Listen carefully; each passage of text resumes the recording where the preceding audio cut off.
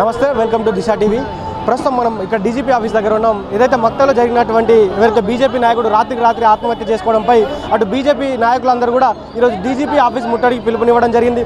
పెద్ద ఎత్తున కూడా ఇక్కడ ముట్టడిస్తూ ఉన్నారు. చాలామంది పోలీసులు ఇక్కడ మోహరించిన పరిస్థితి, కార్యకర్తలందరూ కూడా మోహరించి కార్యకర్తలందరినీ కూడా లోపలికి ఎక్కించినటువంటి పరిస్థితి మనం చూస్తూ ఉన్నాం. ఇక్కడ కార్యకర్తలందరూ కూడా చాలా ఇక్కడ నాంపల్లి ఆఫీస్ నుంచి ఇక్కడికి డీజీపీ ఆఫీస్ రావడం జరిగింది ముట్టడి కోసం. పోలీసులు కూడా పెద్ద ఎత్తున మోహరించి కార్యకర్తలందరూ కూడా వ్యాన్లోకి ఇచ్చినటువంటి పరిస్థితి చూస్తున్నాం. ఒకసారి మాట్లాడే ప్రయత్నం చేద్దాం కార్యకర్తలతో కూడా. చేతగాని ప్రభుత్వం, చేతగాని కాంగ్రెస్ పార్టీ తెలంగాణ రాష్ట్రంలో అన్నిట్లో ఫెయిల్ అయింది. అరే రేవంత్ రెడ్డి ఖబర్దార్. కాంగ్రెస్ పార్టీ భయభ్రాంతులకు గురిచేసి ఎన్నికల్లో పోటీ చేయడానికి సత్తా లేని కాంగ్రెస్ మక్తల్లో బీజేపీ అభ్యర్థి చావుకు కారణమైంది. అరే తెలంగాణ పోలీసు ఏం చేస్తుంది? రేవంత్ రెడ్డికి కొమ్ము కాస్తుందా? ఖబర్దార్ రేవంత్ రెడ్డి, ఖబర్దార్ తెలంగాణ సర్కార్.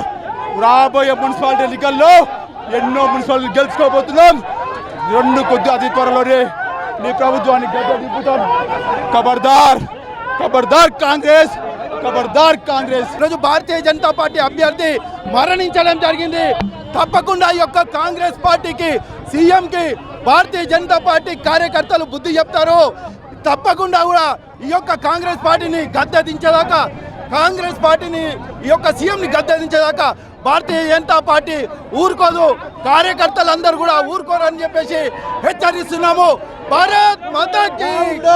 కాంగ్రెస్ పార్టీ ఒక గుండెల్లాగా వ్యవహరిస్తూ ఉన్నది. ఇది కాంగ్రెస్ పార్టీ అంటే గుండాల పార్టీ, రౌడీల పార్టీ అని చెప్పేసి ఈ రాష్ట్ర ముఖ్యమంత్రి రేవంత్ రెడ్డి గారిని అడుగుతా ఉన్నా.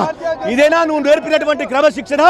ఇవాళ మక్తల్ నియోజకవర్గంలో ఉన్నటువంటి ఒక కౌన్సిలర్ అభ్యర్థి ఆత్మహత్యకు దారి తీసిందంటే మీ నాయకుడు, మీ మంత్రి చేసినటువంటి ఆగడాలను ఇవాళ మీరు కప్పిపుచ్చుకునేటువంటి ప్రయత్నం చేస్తే తస్మత్ జాగ్రత్త అని చెప్పేసి హెచ్చరిస్తా ఉన్నాం.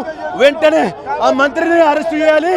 అలాగే మా నాయకుడి ఆత్మహత్య కారణమైనటువంటి ప్రతి వ్యక్తిని కూడా అరెస్ట్ చేసి శిక్షించాలి.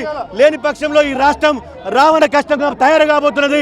భారతీయ జనతా పార్టీ నాయకులు ఒక్కొక్కరు ప్రతి దగ్గర కూడా మీ మంత్రులను, మీ ఎమ్మెల్యేలను నిన్ను కూడా అడ్డుకుంటారు, నీ ప్రగతి భవన్ని ముట్టడిస్తారని చెప్పేసి హెచ్చరిస్తా ఉన్నాం. వెంటనే మంత్రిని అరెస్ట్ చేయాలి. లేని పక్షంలో ఆందోళన కార్యక్రమాలు తీవ్రతరం చేస్తాం.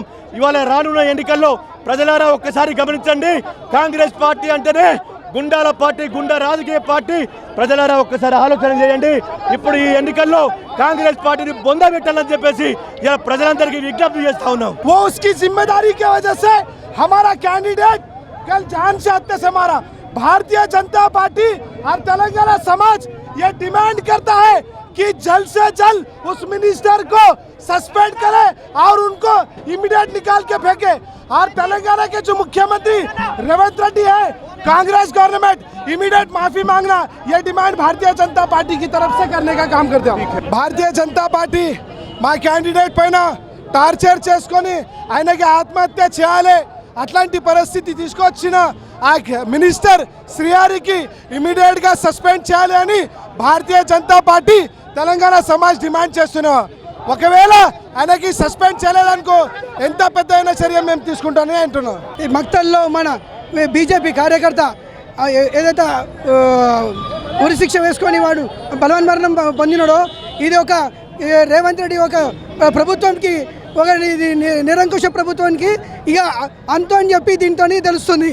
దీన్ని బట్టి ఒక్కసారి ఆలోచించుకోవాలి. ప్రజలందరూ కూడా ఇంత పెద్ద కార్యకర్తనే ఇవాళ బలవన్మరణం పొందిందంటే ఏ విధంగా ఈ శ్రీధర్ రెడ్డి మినిస్టర్ అనేది ఎంత అరాచకం చేసిన అనేది, ఎంత భయభ్రాంతులకి సృష్టించిన గురి చేశారు అనేది కూడా తెలంగాణ ప్రజలందరూ కూడా దీన్ని గమనించాలి. అందరూ కూడా దీన్ని బట్టి తెలుసుకోవాలా.